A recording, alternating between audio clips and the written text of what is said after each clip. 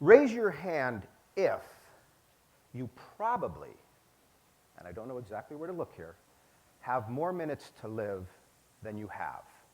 Raise your hand. Interesting thing about this group, keep them up, we know you can.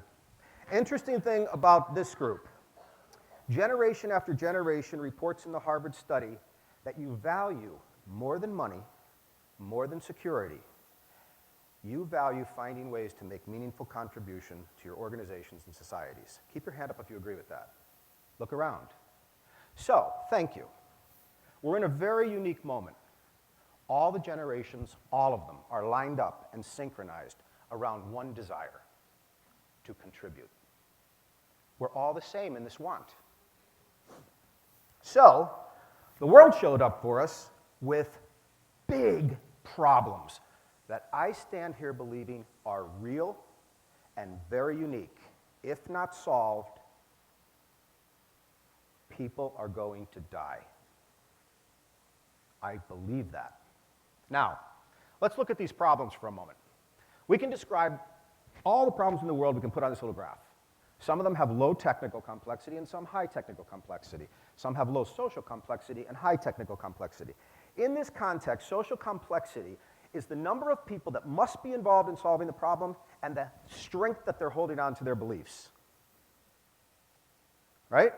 Okay. That is where we can take our passion and make the absolute biggest contribution. Now, for those of you who are from corporations, and you're trying to navigate those corporations through this recession while you modernize, while we get to razor-thin margins, while we're disintermediating these value chains, you're out there, right? For those of you in government, we have what, bankrupt governments now in 15 countries? You're out there. For those of you who are standing for the elimination of poverty or for eradicating disease, you're out there. We're lucky. We have this passion, this desire, and we have a world just giving us this space to play. That's the good news. Brace for impact. Here's the bad news. 30% of projects in that zone are just canceled. They realize early, we don't know how to do this. 70% of change management fails. 90% of projects in large corporations are runaways in cost and budget. Corporate. The UN has failed for 22 years in a row to get a consensus on actions around the climate. Bill Gates says maybe 1 out of 10 development projects are deemed at all successful. He has a 90% failure rate built into his model. This isn't just corporations. As a people, we are struggling. Quad4 might be the place for biggest impact, but it is extremely dangerous for us to go there and work. We have to go there and work. So, what I wondered was, what does that person know? And what if we all did? Now, at this moment, just when I was in that back room, I went to Amazon and I typed in, let's start with this. I typed in the word teamwork. How many responses did Amazon, how many books on teamwork? 10,500. How did you know that? 10,516. How many on leadership? 116,563. And how many on problem solving? 179,567. That's a lot of complexity and that's a lot of stuff. What I wondered was, since people have been solving these problems for all of time, Quad4 problems have existed forever.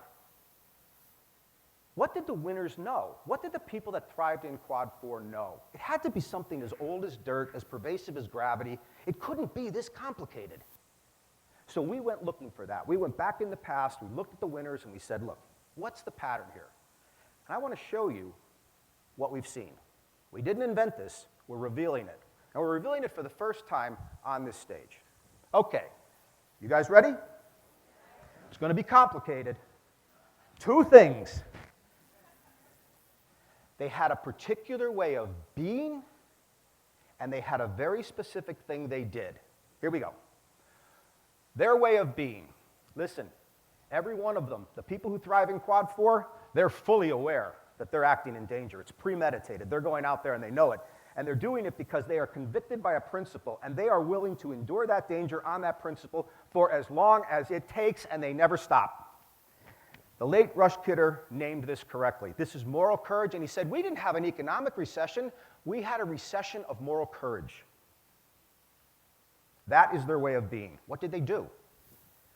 Well, to a person, when we looked at this, they had absolute intimacy with what is. They had the guts to say, this is how things are. I am going to tell the truth about reality. They didn't sugarcoat it. They didn't make it up what they wanted it to be. They just said it's how it is.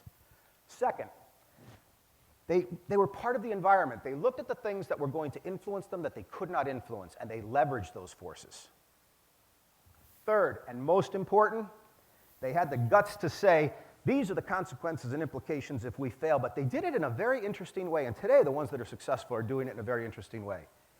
When they make their case clear, and they make it clear to others and keep it clear, they speak from the brain, from the heart, and from the wallet. It is a comprehensive list of implications and consequences. They go first with that scary thing of, what do we intend? What is our intention? They go first. They know without vision the people will perish. They know that.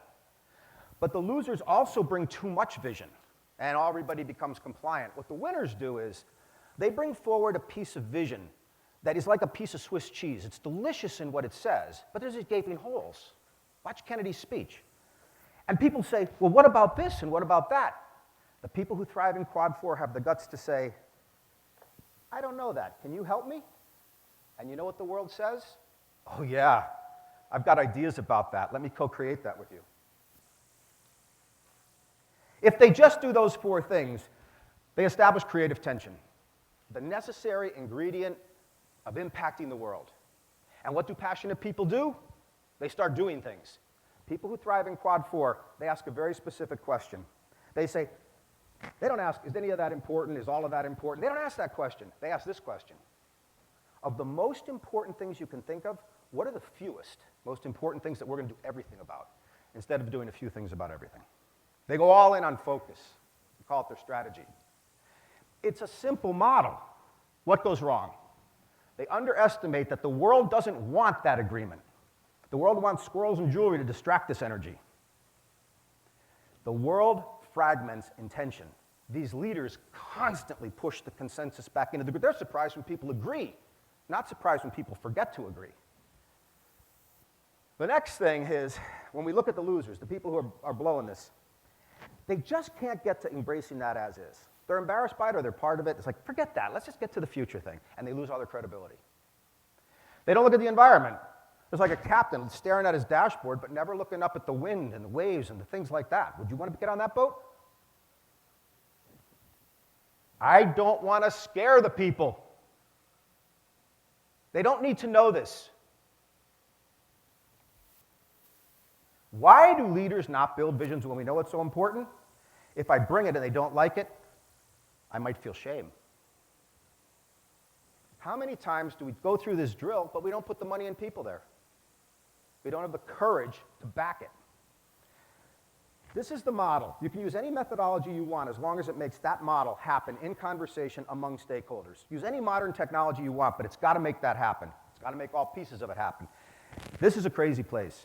I stand with heroes in Afghanistan, women starting businesses. Unbelievable. In Canada, in Calgary, managing fast growth.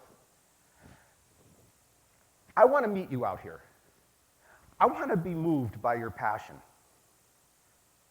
I want to be inspired by your moral courage. And I want to engage with you fiercely in the most senior conversations on the planet. Thank you.